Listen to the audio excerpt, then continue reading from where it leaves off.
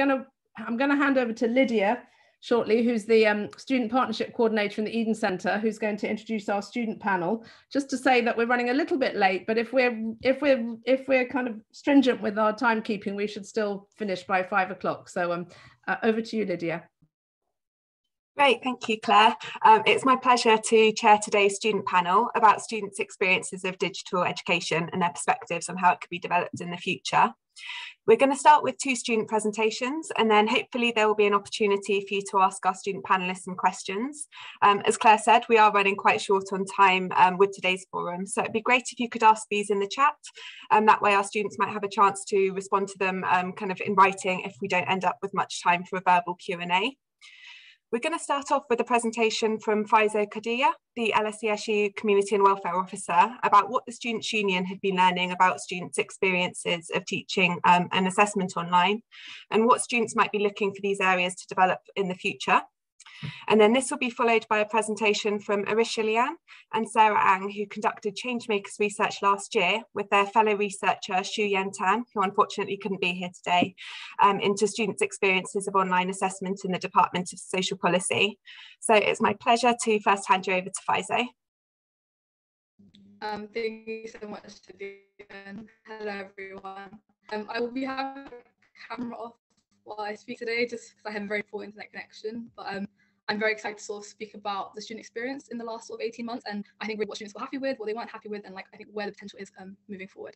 So as we all know, the last 18 months or so were a very, very tough experience, and it was very new for students. I think it took a lot of adjusting for students to move online, because I think they were so familiar with the in-person experience. And this is especially true for, I think, classes in seminars. I think moving to Zoom classes was something that I think a lot of students just struggled, I think, in the very early stages, to sort of like get used to. But I think the shift to online forms of examination was slightly easier for students, in that it sort of already existed when we consider different sort of forms of assessment, such as take-home exams, and of course like summatives and formatives here at LSE, which students complete throughout the year. Nonetheless, I think the quick shift to online was pretty daunting for a lot of students, especially when exams can be such an already very stressful part of the academic journey.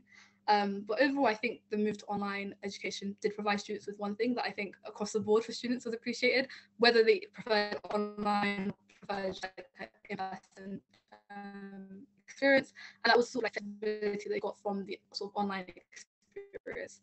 Especially during the pandemic, which I think we all agree on. I think when it came to online classes, the flexibility was really evident for students taking their classes from home. I think it was good for those who had caring responsibilities or part-time work or other commitments, who could sort of take their classes in the comfort of their home. And I think also for those who kind of find the in-person class experience quite intimidating, who struggle to sort of contribute to classes, who maybe don't feel as though the classroom is like for them, I think moving to online and using sort of chat box function, the thumbs up function, all things we're using today, made it slightly easier for them to engage with the class in a way that they might have not done in previous years in their academic experience. But I think it's also important to note that this wasn't true for all students. I think some students were actually satisfied with the in-person classes. I think they felt maybe like a bit disconnected online. I think in part that was due to the pandemic, but I do think maybe they felt less able to contribute because of the online format. So I think we've discussed this earlier today, but I think it was a bit of a mixed bag, but I do think it did sort of provide opportunities for students to sort of like, explore a different way of sort of engaging with the classroom that they didn't have before. I do think something that students struggled with was the hybrid teaching and trying to sort of forge that connection with their classmates online and in person. I think they set I think technical difficulties aside, I think just like being a different space and not all being online or all in person was just something that students, I think, were really unhappy with and sort of like unfamiliar with. And I think it was pretty split, but I do think moving forward in terms of like sort of these sort of hybrid forms of learning, I think it would be good to sort of like bring the digital into the classroom, or maybe bring what's in the classroom onto like Zoom teaching. But I think trying to have both of them in one space, I think, was really, really difficult for students. So that was like, I guess, a little summary of students' experience classes. Moving on to, I think, exams. I think the experience of exams for students was probably where they saw the most benefit when it comes to like how they learn best and how they perform best in exams, and how they can best sort of show what the knowledge they've acquired and like sort of express that. And I think I would say a lot of students feel that way. I think they really saw the benefit of moving online. I think after sort of 2 years of online exams, students are like now sort of questioning what are the benefits of in-person traditional exams for them, especially if we sort of focus on the typical 3-hour in-person hall exams. I think they really sort of see that more as a test of sort of like memory and speed with an unnecessary amount of pressure, rather than really like a test of like the last sort of like however months of like learning and you've like sort of really gained from it.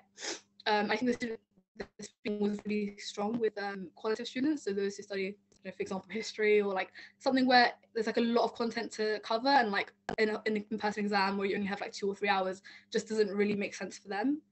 And yeah, there's a few kind of reasons for this, and I think one of the main reasons is this sort of like reduced level of stress and pressure, where students have sort of more time and they have access to the library and like the resources that they've had access to throughout the year, and they can sort of pull that all together and like really, I guess, produce what they think is like the best piece of work that they've done. And I do think talking to a lot of students, they did feel as though online exams is kind of where they sort of produce their best piece of work compared to sort of like their in-person exams from the pre-pandemic times.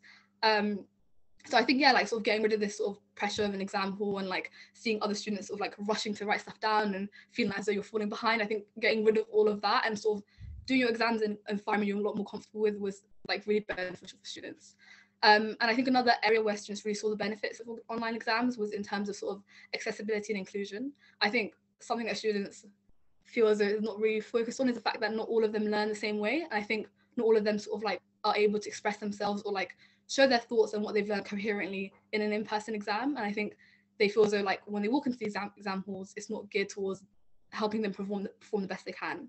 So I think sort of having the longer durations of exams, having the remote nature of the online exams really help them sort of flourish. And like for students who think differently, who write differently, who, you know, prepare for exams differently, I think it really sort of like let them explore that new sort of like flexibility that they didn't have before.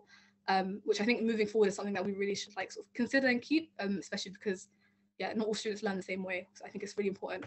But I do think talking to students, one thing that came out of online sort of assessments that was, I guess, a big issue is just sort of like the equity of it all. So I think not everyone has environments to sort of perform the best, and not everyone has a good Wi-Fi like I do, like I don't have today.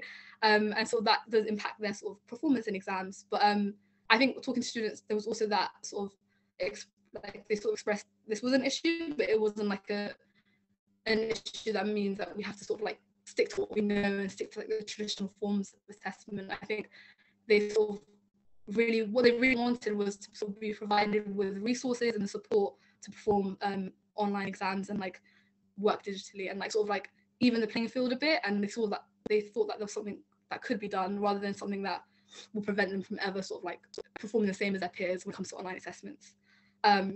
And yeah, I think just overall, I think students just felt like after they've experienced the online assessments that they kind of looked back and reflected on their times of like traditional assessment, just thought, even pre-pandemic things brought back feelings of, can I actually perform my best in a timed fashion in a hall surrounded by other students? Like, is that really the best for me when it comes to sort of like, you know, showing what I've learned throughout the year? And like in my final grade when I leave university, is really like a reflection of like how I've best worked. I think those sort of feelings and thoughts that they've probably felt throughout their academic journey before university sort of came out and was like really fleshed out when I was talking to them. And I think they just sort of felt that online exams, similar to like summatives, I guess, really helped them sort of engage with the material better, demonstrate their understanding of it, and just better equip them to answer the questions that they're faced with, and sort of like gave them that sort of like support and sort of put exams in a positive light rather than a negative light, which I think traditionally is how students see exams as like a very negative thing.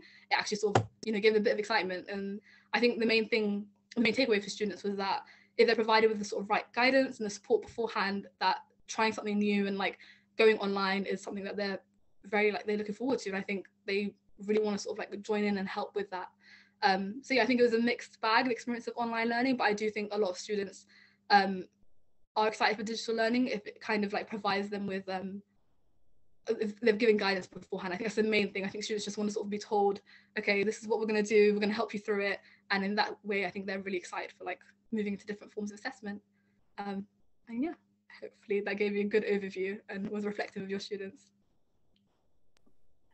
That was great. Thank you, Faiso. I'm so sorry about your poor Wi-Fi, but thank you so much for persevering through that. I think you've given us all a lot to think about there. I'd now like to invite both Ericia and Sarah to present their Change Makers research from last year.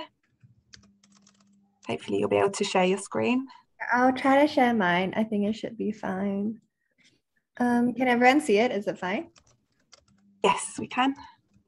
Okay. I can start. Hi, I'm Sarah, and so today we'll be just talking a little bit about our research project, and basically, as we did as part of Change Makers, and basically, we'll talk a bit about our findings, and then from there, sort of some implications for like digital education and like sort of going forward, like what the online exams look like. So our project sought to answer like three main questions. So we conducted this during sort of like the first wave of the pandemic when teaching and learning became online. So we wanted to know how students' living and home experiences affected summer exams and how the experience differed among the year groups, because for second years, they hadn't really had any other exams apart from the ones that were online. And for third years, they had a different experience because they were used to in-person exams. So we wanted to know, like, okay, moving to this new normal, how does it sort of compare with what came before? And also, as Faiso said, like, was the department support like adequate? Did the students sort of know what to expect, and how did this affect the experience of the exams? Yeah. Okay, yeah, so this is just a quote that we pulled from our literature review part of the study. So it says, continual change of the demographic and profile of students creates a challenge for scholars seeking to develop a student experience that demonstrates quality and maintains financial and academic viability. So I think really what we were trying to drive at was, as times change, as students' profiles and student expectations change, and expectations of students as they come out of university, as that changes, how then can academic institutions change along with this to sort of like better and best show student experience. So talking a little bit about our methodology during the study. So we started with a survey so that we created based on our literature review to to sort of like see what were the predominant factors across our department, which was social policy, and followed by a focus group interview to sort of like go a little bit more in depth about the student experience. And we had a one-to-one interview with one of our neurodivergent students as well to sort of like get a more in-depth understanding of their experiences. So these, we've sort of put our results more in context of digital, like implications for digital education than our original research paper did.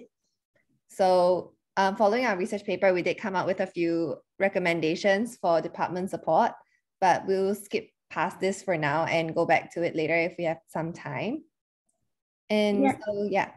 Oh, yeah, thanks, Ericia. Yeah, so basically, sort of from our findings, we quite try to contextualize them like in the context of, okay, moving forward, even if there isn't like the pandemic, would we sort of continue with online exams? So I'll be talking a bit about the case for online exams. So one of the main themes that sort of emerged from our interviews was that the open book format was less stressful and more flexible because students had more time to sort of focus on the essays and really think through the arguments. So in our focus groups, it kind of emerged that they felt that online examinations were a more accurate representation of ability. So they weren't so focused on memorizing content, like regurgitating it, but rather were able to focus on like actually understanding the content and sort of focus on the argumentation as well. So they did feel that online examinations represented like work more accurately and the effort they have put in through the year. Yeah. Yeah. So, but then of course, we looked as well as sort of like the limitations and some of the barriers that students face. So as mentioned before, learning is a social experience as well. So a lot of students felt that, leading up to the examination period, a lot of students felt feelings of isolation, especially because during that period of time, during the 2020 exams, it was like a lot of students were under quarantine. They couldn't meet in study groups and all that. And this might be something that changes over time as well. But, like the online exam situation at that time made a lot of students feel quite isolated in their preparation. And also because I think we still exist in quite a transition stage between having traditional exams and having online exams. A lot of students felt that the expectations of them were quite unclear. So they didn't know where they lied between sort of like a traditional timed 2-hour essay paper, for instance, and a longer coursework that students would do over a month, which were the two that they were more used to seeing. But moving to sort of like a 1-week online exam made them unclear of like sort of like what were the expectations that the school would have for them. So that sort of added to their stress because it was a new format of education. And of course, going back to the previous point about like equity, not everyone's home environment is a conducive environment for studies and examinations. And when you are doing the exams at home, you have this increased pressure to balance sort of like your home and personal life and your academic work, considering that it's occurring over a sustained period of time and not just 2 hours in a school. So these are some sort of like of the considerations that need to be taken on board if we move towards like online examinations as a more permanent form of assessment.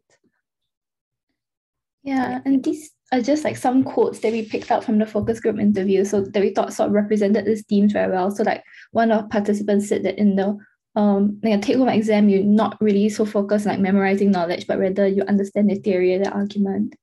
Yeah, and so this was sort of like reflecting their feelings of like they weren't sure like sort of what was the amount of effort or what was the amount of sort of like expectations that they were having. So for example, you have a 1 week exam that said had an expected effort of 3 hours. So how much like where they really stood within this, they just weren't very sure during that period of time.